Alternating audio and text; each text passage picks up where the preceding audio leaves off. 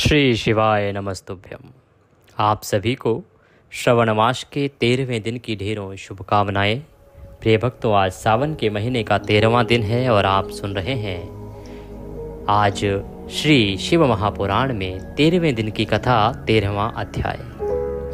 13वें अध्याय में बहुत ही अद्भुत वृतांत आने वाला है। कल के अध्याय में हमने सुना कि जब ब्रह्मदेव ने देखा कि सृष्टि आगे नहीं बढ़ रही है, उन्होंने सृष्टि का निर्माण तो किया परंतु वह आगे कैसे बढ़ेगी, क्योंकि उसके अंदर मैथुनी नाम की सृष्टि उत्पन्न ही नहीं हुई थी। और जब तक मैथुनी सृष्टि नहीं होगी तब तक स्वतः वह सृष्टि अपने आप वह सृष्टि आगे कैसे बढ़ेगी। तब ब्रह्मदेव भगवान शंकर की आराधना करते हैं और उस तपस्या से भगवान शंकर जब प्रसन्न होते हैं तो निवेदन करते हैं कि प्रभु, यह सृष्टि मैं नहीं बना पा रहा हूँ, क्योंकि जब तक मैथुनी क्रिया नहीं होगी तब तक वह सृष्टि स्वतः आगे कैसे बढ़ेगी। तो भगवान शंकर माता उमा के साथ मिलकर उस सृष्टि की रचना करते हैं। उसके बाद ब्रह्मदेव कामदेव की रचना करते हैं। कामदेव का प्रादुर्भाव होता है जो सभी जीवों में काम भावना उत्पन्न करते हैं और उनका विवाह रति के साथ होता है। तो बहुत ही महत्वपूर्ण प्रसंग जो सृष्टि के आरंभ के थे वो आपने कल सुने। अब आप आगे सुनेंगे कि किस प्रकार से वह दिव्य कन्या, जो एक प्रकार से ब्रह्मदेव की ही पुत्री है, संध्या, और वह तपस्या करना चाहती है। वह तपस्या करना चाहती है तो ब्रह्मदेव ऋषि वशिष्ठ को भेजते हैं उसकी सहायता करने के लिए। वशिष्ठ उसको मार्गदर्शन करते हैं। आगे का वृतांत हम आज सुनेंगे कि ऋषि वशिष्ठ ने जब उनका मार्गदर्शन किया तो किस प्रकार से वो तपस्या करती हैं, क्या उन्हें प्राप्त होता है और आगे किस प्रकार से भगवान शंकर की महिमा बढ़ती है और क्या क्या रचनाएं, क्या क्या लीलाएं भगवान दिखाते हैं। कथा आरंभ करें उससे पहले आपसे निवेदन है कि भगवान के पुराण का यह वीडियो है तो कृपया इसे एक बार लाइक अवश्य कर दीजिएगा। प्रभु शिव शंकर की कृपा प्राप्त करने के लिए कमेंट बॉक्स में अवश्य लिखिएगा जय शिव शंकर या ओम नमः शिवाय। आप देख रहे हैं देवभूमि ज्योतिष संस्थान का प्रतिष्ठित यूट्यूब चैनल देवभूमि धार्मिक। हम यहाँ पर सभी व्रत और त्योहारों की सही शास्त्रीय जानकारी प्रदान करते हैं, सही कथाएं सुनाते हैं, महात्म्य सुनाते हैं। तो यदि आप सभी व्रत और त्योहारों की सही शास्त्रीय जानकारी प्राप्त करते रहना चाहते हैं तो कृपया चैनल को सब्सक्राइब कीजिए और बेल आइकन को प्रेस कीजिए। जब आप चैनल को सब्सक्राइब करेंगे हमारे को तो वहाँ एक घंटी का निशान बना हुआ आएगा, उसको अवश्य दबाइएगा, तभी आपको हमारे सारे वीडियोस प्राप्त होंगे, अन्यथा आपसे जानकारी छूट जाएगी। आइए प्रिय भक्तों, आज का पाठ आरंभ करते हैं शिव महापुराण में 13वें दिन की कथा। सर्वप्रथम पूज्य गुरुदेव के चरणों में वंदना करते हैं। गुरुर् ब्रह्मा गुरुर्विष्णु गुरुर्देव महेश्वरः गुरुर् साक्षात् परब्रह्म तस्मै श्री गुरुवे नमः। बोलिए गुरुदेव महाराज की जय। माँ सरस्वती की वंदना करते हैं। या देवी सर्वभूतेषु मां सरस्वती रूपेण संस्थिता नमस्तस्यै नमस्तस्यै नमस्तस्यै नमो नमः। बोलिए सरस्वती महारानी की जय। प्रथम पूज्य गणेश जी महाराज की चरणों की वंदना करते हैं। बोलिए गणेश जी महाराज की जय। बोलिए गौरी शंकर भगवान की जय। बोलिए श्री शिव महापुराण की जय। बोलिए सब संगत की जय। आप सभी दर्शकों को, आप सभी श्रोतागण को मेरा नमस्कार। आरंभ कर रहे हैं 13वें दिन की कथा, जिसमें वर्णन आएगा संध्या की तपस्या का और भगवान शिव की स्तुति से किस प्रकार से भगवान संतुष्ट होते हैं और क्या अभीष्ट वरदान उसको प्रदान करते हैं। ब्रह्मा जी कहते हैं, मेरे पुत्रों में श्रेष्ठ महाप्राज्ञ नारद, तपस्या के नियम का उपदेश दे जब वशिष्ठ जी अपने घर चले गए तब के उस विधान को समझकर संध्या ने मन ही मन बहुत ही प्रसन्नता दिखाई। जब भगवान ब्रह्मदेव के कहने पर वशिष्ठ जी वहां गए, संध्या का मार्गदर्शन किया, क्योंकि संध्या तपस्या करना चाहती थी, पर उसे ये नहीं पता कि तपस्या की कैसे जाती है, उसके कोई गुरु नहीं था। तब ब्रह्मदेव ने बड़े ही श्रेष्ठ वशिष्ठ जी को भेजा। वशिष्ठ जी ने उसे समझाया कि कैसे तपस्या की जाती है, और जब वो समझा के चले गए तो वह बड़ी प्रसन्न हुई। फिर तो वह आनंद से मन से तपस्विनी के योग्य वेश बनाकर वरलोहित सरोवर के तट पर ही तपस्या करने लगी। उसने श्रेष्ठ योगिनी का, जो तपस्विनी होती है ना, उसका वेश बना लिया और वहीं सरोवर के तट पर ही तपस्या आरंभ कर दी। वशिष्ठ जी ने तपस्या के लिए जिस मंत्र को साधन बताया था, उसी से उत्तम भक्ति भाव के साथ वह भगवान शंकर की आराधना करने लगी। उसने भगवान शिव में अपने चित्त को लगा दिया और एकाग्र मन से वह बड़ी भारी तपस्या करने लगी। उस तपस्या में लगे हुए उनके 4 युग बीत गए। 4 युग तक वह तपस्या ही करती रही। तब भगवान शिव उसकी तपस्या से संतुष्ट हुए और प्रसन्न होकर तथा बाहर भीतर और आकाश में अपने स्वरूप का दर्शन कराकर जिस रूप का वह चिंतन करती थी, उसी रूप से उसकी आंखों के सामने प्रकट हो गए। उसने मन से जिनका चिंतन किया था, उन्हीं प्रभु शंकर को अपने सामने खड़ा देख वह अत्यंत आनंद में मग्न हो गई। भगवान का मुखारविंद बड़ा प्रसन्न दिखाई देता था। उनके स्वरूप से शांति बरस रही थी। वह सहसा भयभीत हो सोचने लगी कि मैं भगवान हर से क्या कहूँ, किस तरह इनकी स्तुति करूँ। इसी चिंता में पड़कर उसने अपने दोनों नेत्र बंद कर लिए। नेत्र बंद कर लेने पर भगवान शिव ने उसके हृदय में प्रवेश करके उसे दिव्य ज्ञान दिया, दिव्य वाणी और दिव्य दृष्टि प्रदान की। जब उसे दिव्य ज्ञान, दिव्य दृष्टि और दिव्य वाणी प्राप्त हो गई, तब वह कठिनाइयों से ज्ञात होने वाले जगदीश्वर शिव को प्रत्यक्ष देखकर उनकी स्तुति करने लगी। किस प्रकार से स्तुति करती हैं संध्या?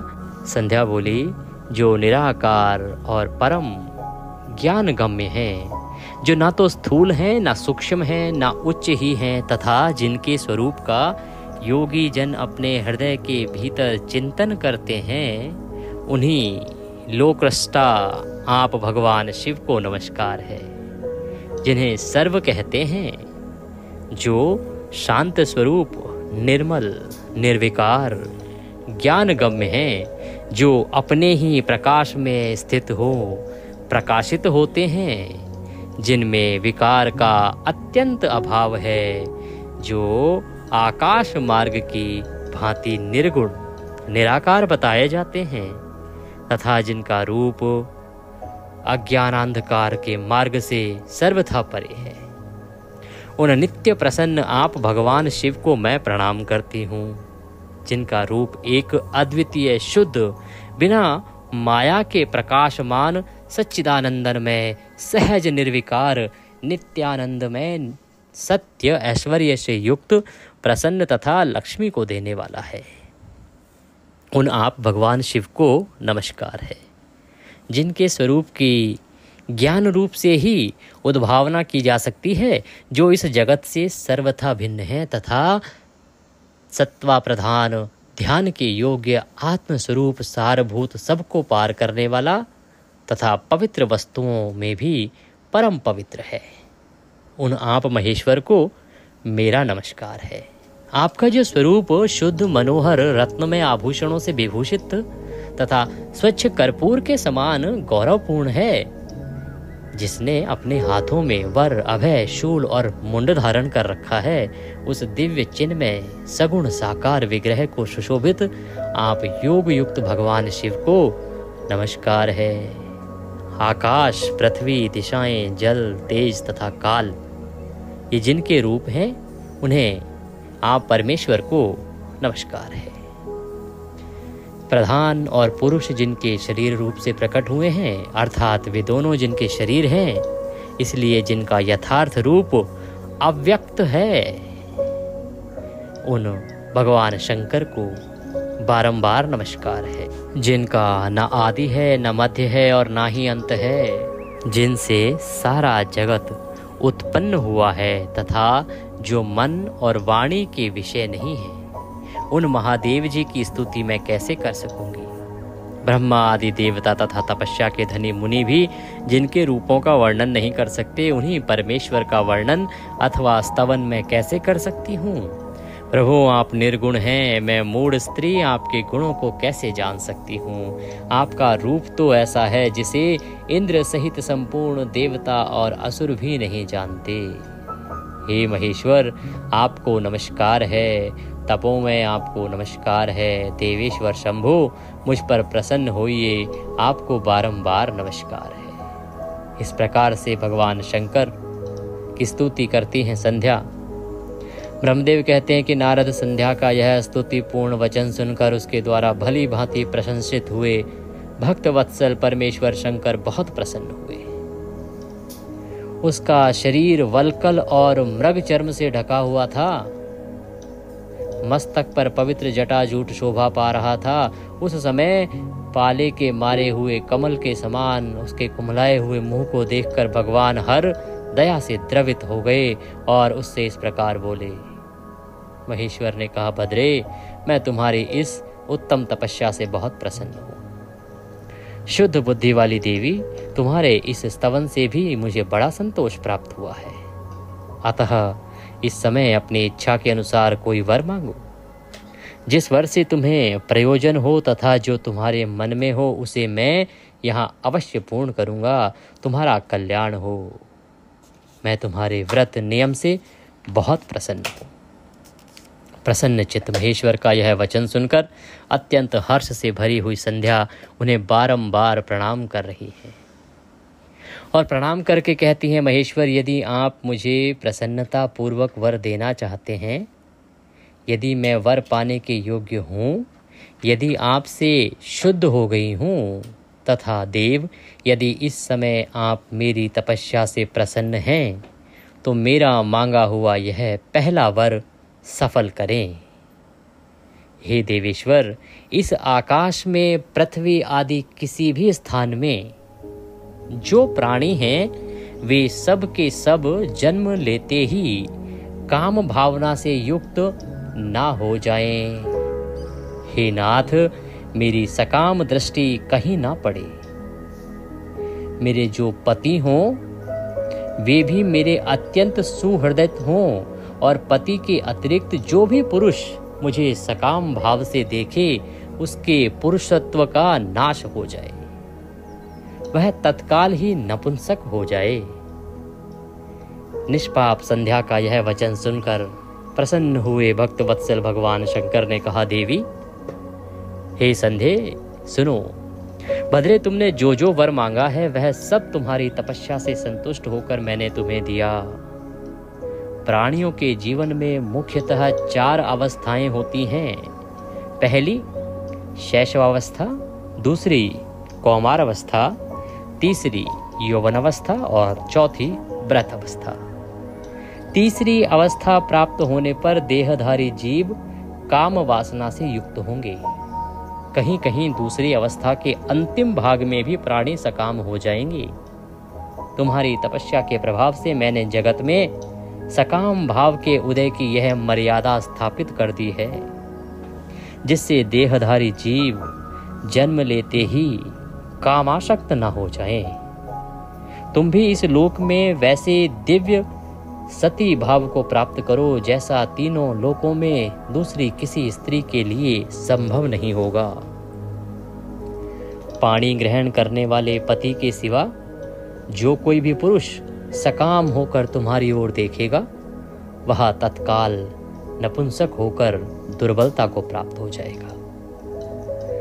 तुम्हारे पति महान तपस्वी तथा दिव्य रूप से संपन्न एक महाभाग महर्षि होंगे, जो तुम्हारे साथ 7 कल्पों तक जीवित रहेंगे। तुमने मुझसे जो वर मांगे थे वे सब मैंने पूर्ण कर दिए। अब मैं तुमसे दूसरी बात कहूँगा जो पूर्व जन्म से संबंध रखती है। तुमने पहले से ही यह प्रतिज्ञा कर रखी है कि मैं अग्नि में अपने शरीर को त्याग दूंगी।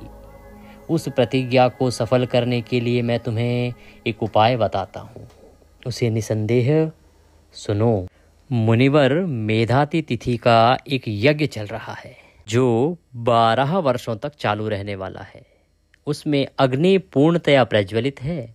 तुम बिना विलंब किए उसी अग्नि में अपने शरीर का उत्सर्ग कर दो।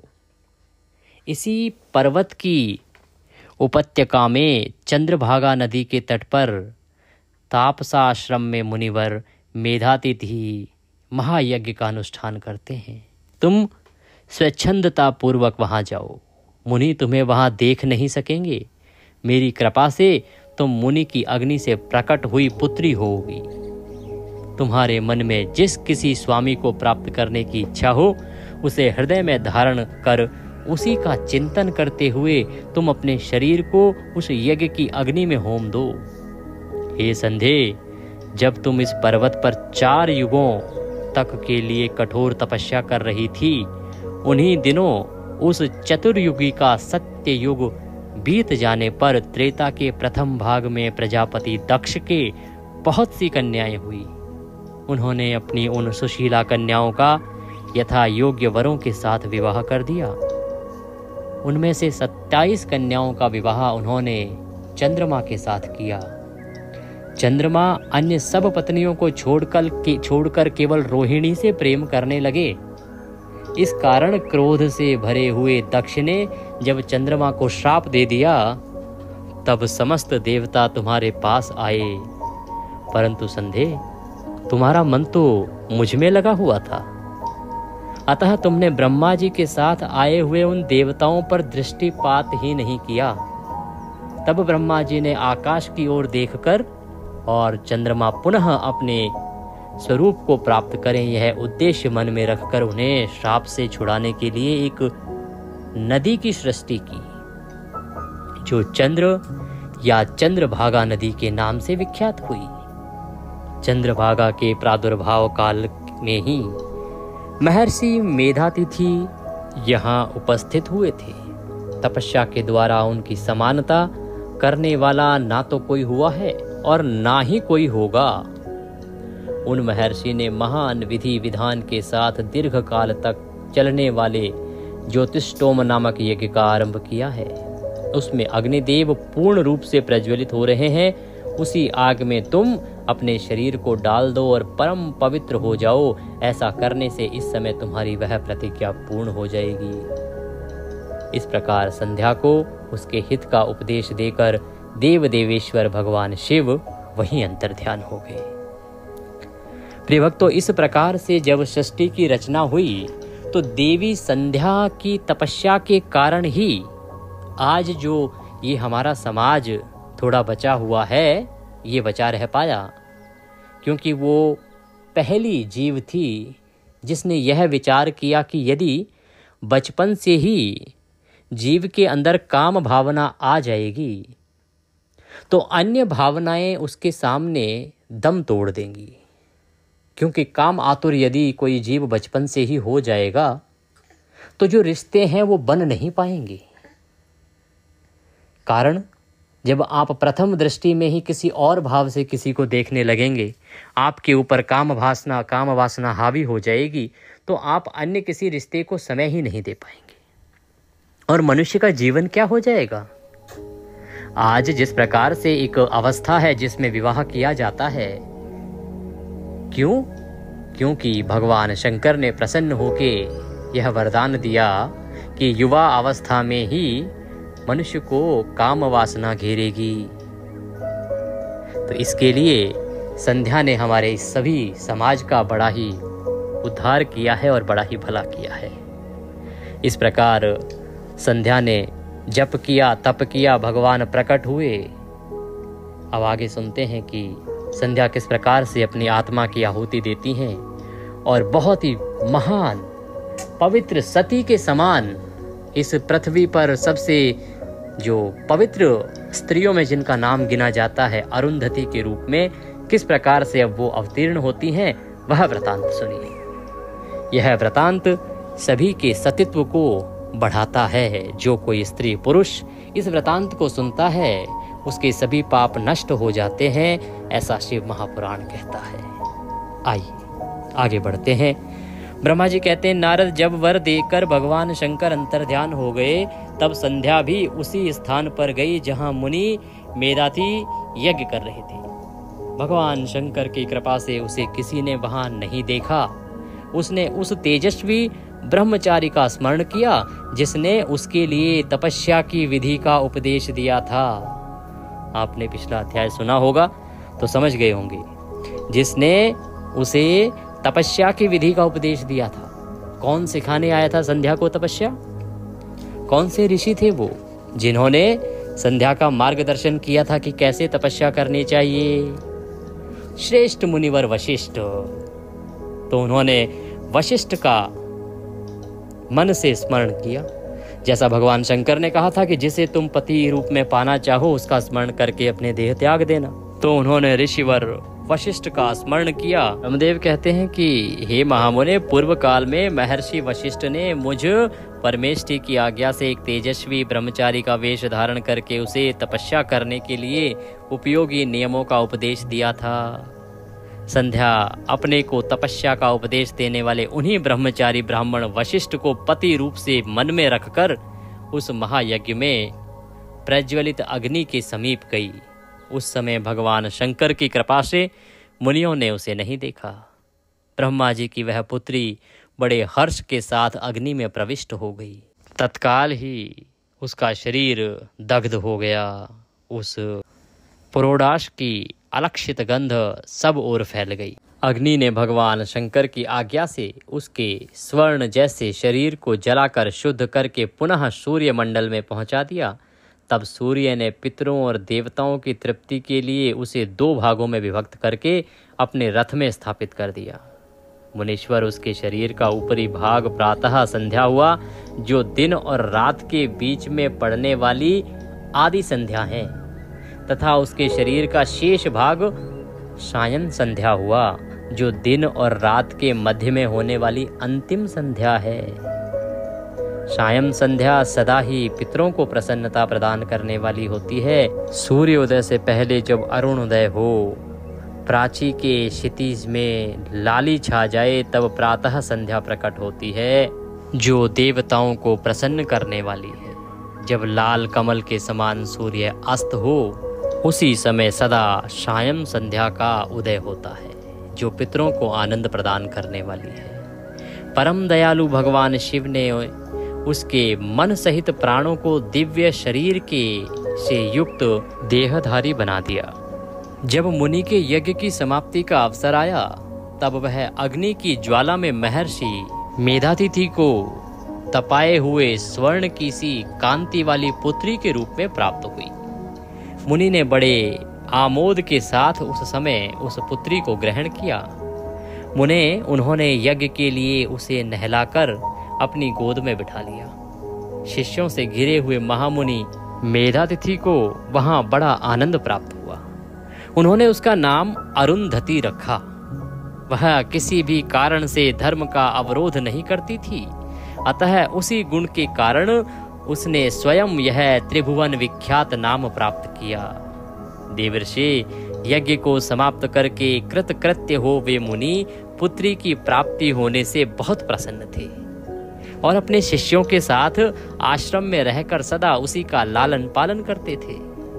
देवी अरुंधति चंद्रभागा नदी के तट पर तापसारण्य के भीतर मुनिवर मेधातिथि के उस आश्रम में धीरे धीरे बड़ी होने लगी। जब वह विवाह के योग्य हो गई, तब मैंने अर्थात ब्रह्मा ने, विष्णु तथा महेश्वर ने मिलकर मुझ ब्रह्मा के पुत्र वशिष्ठ के साथ उसका विवाह करा दिया। ब्रह्मा, विष्णु तथा महेश के हाथों से निकले हुए जल से शिप्रा आदि 7 परम पवित्र नदियां उत्पन्न हुई। हे नारद, मेधातिथि की पुत्री महासाध्वी अरुंधति समस्त पतिव्रताओं में श्रेष्ठ थी।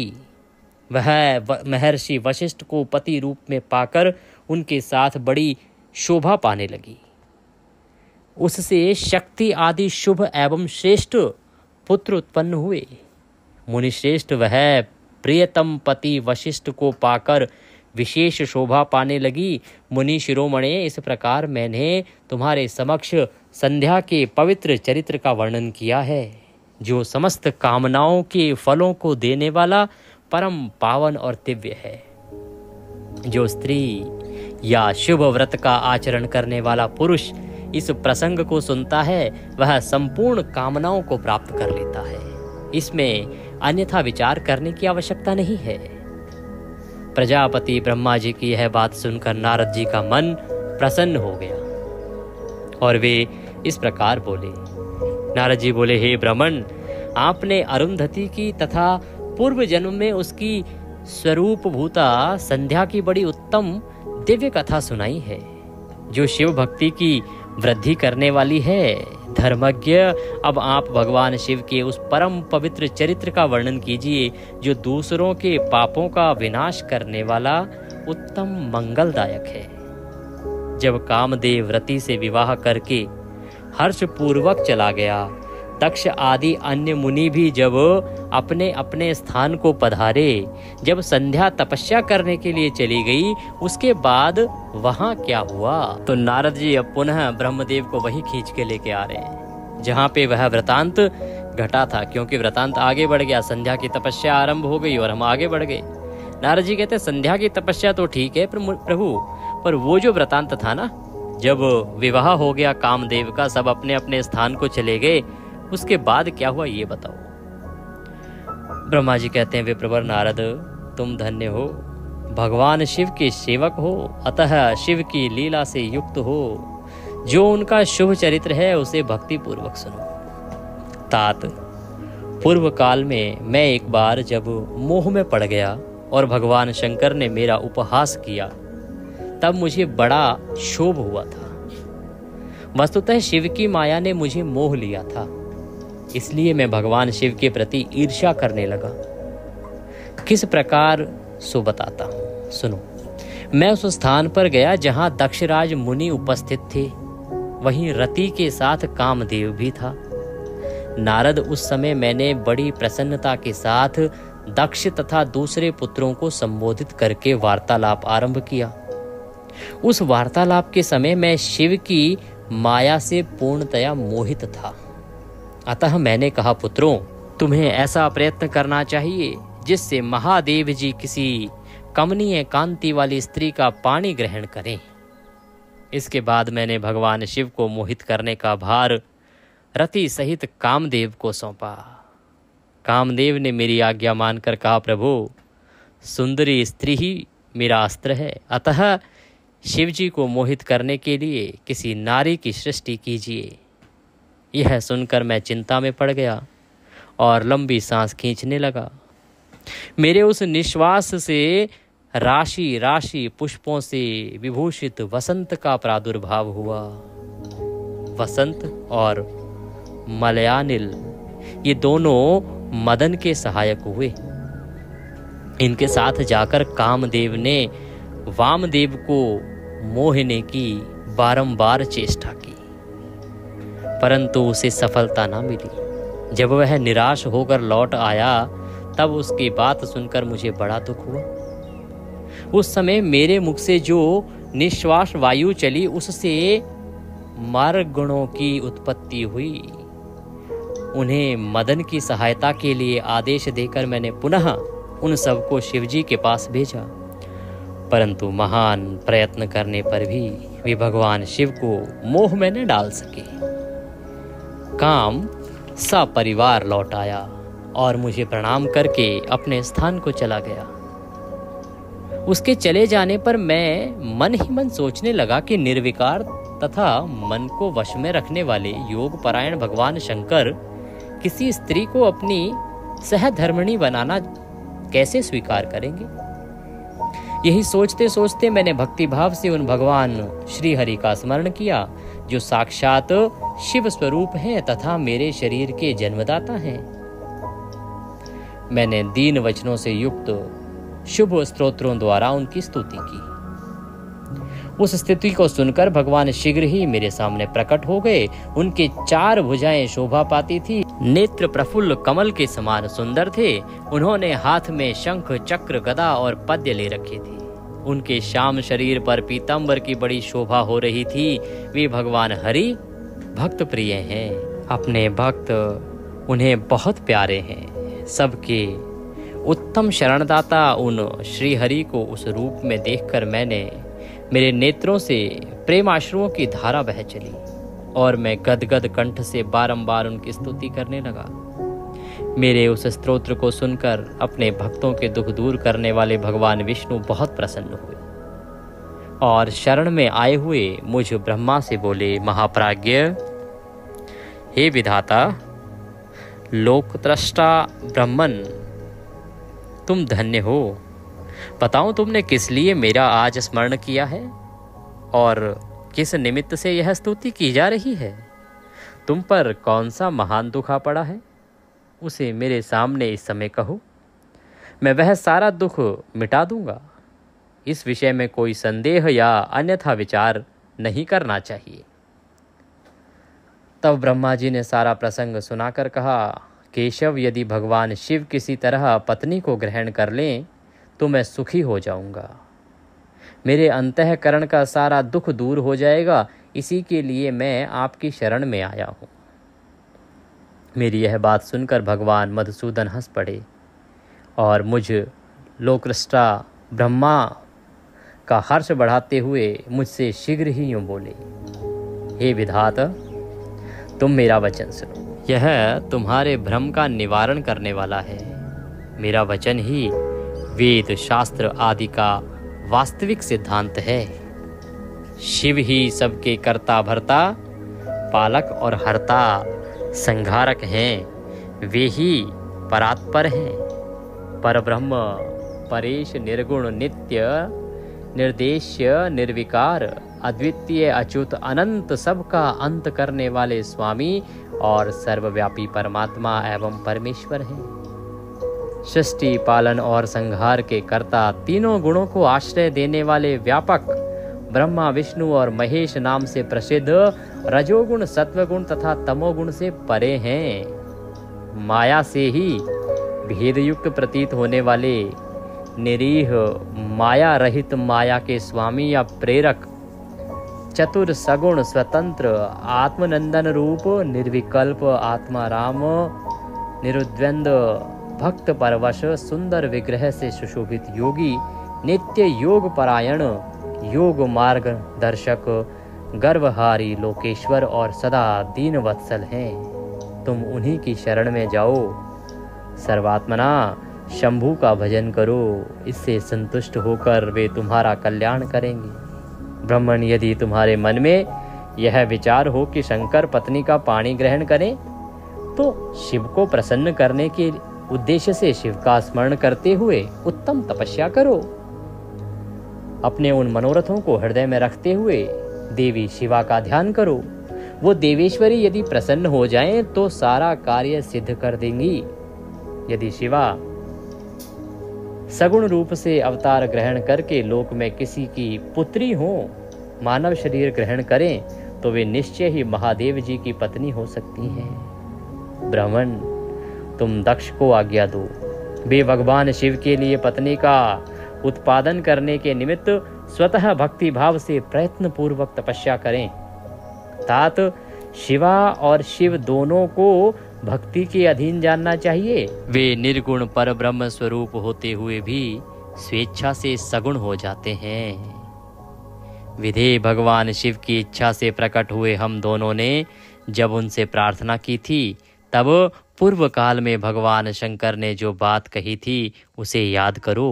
हे ब्राह्मण, अपनी शक्ति से सुंदर लीला विहार करने वाले निर्गुण शिव ने स्वेच्छा से सगुण होकर मुझको और तुमको प्रकट करने के पश्चात तुम्हें तो सृष्टि कार्य करने का आदेश दिया और उमा सहित उन अविनाशी सृष्टिकर्ता प्रभु ने मुझे उस सृष्टि के पालन का कार्य सौंपा। फिर नाना लीला विशारद उन दयालु स्वामी ने हंसकर आकाश की ओर देखते हुए बड़े प्रेम से कहा, विष्णु, मेरा उत्कृष्ट रूप इन विधाता के अंग से इस लोक में प्रकट होगा, जिसका नाम रुद्र होगा। रुद्र का रूप ऐसा ही होगा जैसा मेरा है, वह मेरा पूर्ण रूप होगा। तुम दोनों को सदा उसकी पूजा करनी चाहिए। वह तुम दोनों के संपूर्ण मनोरथों की सिद्धि करने वाला होगा। वही जगत का प्रलय करने वाला होगा। वह समस्त गुणों का दृष्टा, निर्विशेष एवं उत्तम योग का पालक होगा। यद्यपि तीनों देवता मेरे ही रूप हैं, तथापि विशेषतः रुद्र मेरा पूर्ण रूप होगा। पुत्रों, देवी उमा के भी 3 रूप होंगे। एक रूप का नाम लक्ष्मी होगा, जो इस श्रीहरि की पत्नी होंगी। दूसरा रूप ब्रह्मपत्नी सरस्वती हैं। तीसरा रूप सती के नाम से प्रसिद्ध होगा। सती उसी उमा का पूर्ण रूप होंगी। वे ही भावी रुद्र की पत्नी होंगी। ऐसा कहकर भगवान महेश्वर हम पर कृपा करने के पश्चात वहां से अंतर्ध्यान हो गए और हम दोनों सुखपूर्वक अपने अपने कार्य में लग गए। ब्राह्मण समय पाकर मैं और तुम दोनों सपत्नीक हो गए और साक्षात भगवान शंकर रुद्र नाम से अवतीर्ण हुए। वे इस समय कैलाश पर्वत पर निवास करते हैं। ब्रजेश्वर, अब शिवा भी सती नाम से अवतीर्ण होने वाली हैं, अतः तुम्हें उनके उत्पादन के लिए ही यत्न करना चाहिए।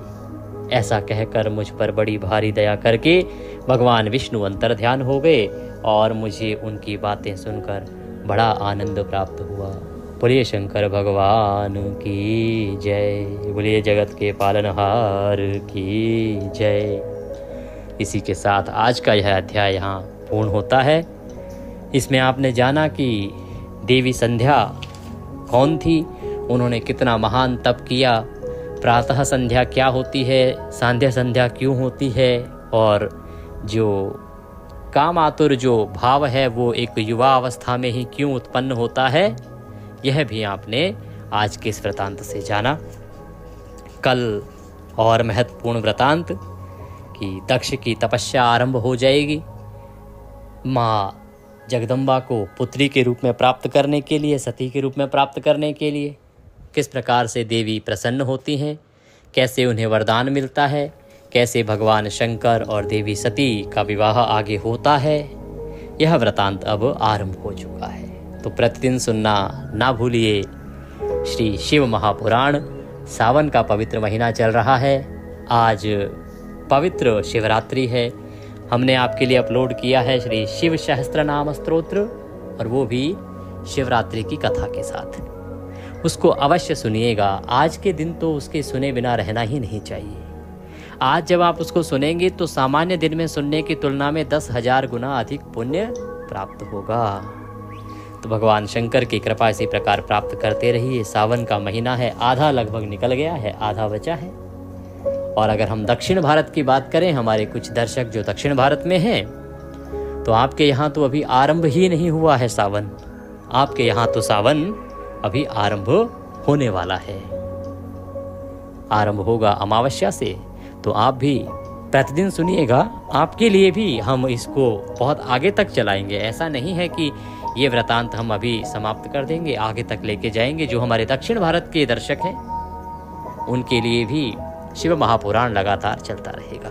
वीडियो को यदि लाइक नहीं किया है तो लाइक अवश्य कर दीजिएगा। भगवान शंकर की कृपा प्राप्त करने के लिए अवश्य लिखिएगा जय शिव शंकर। आप सभी को श्रवण मास की शिवरात्रि की ढेरों शुभकामनाएं। हर हर महादेव।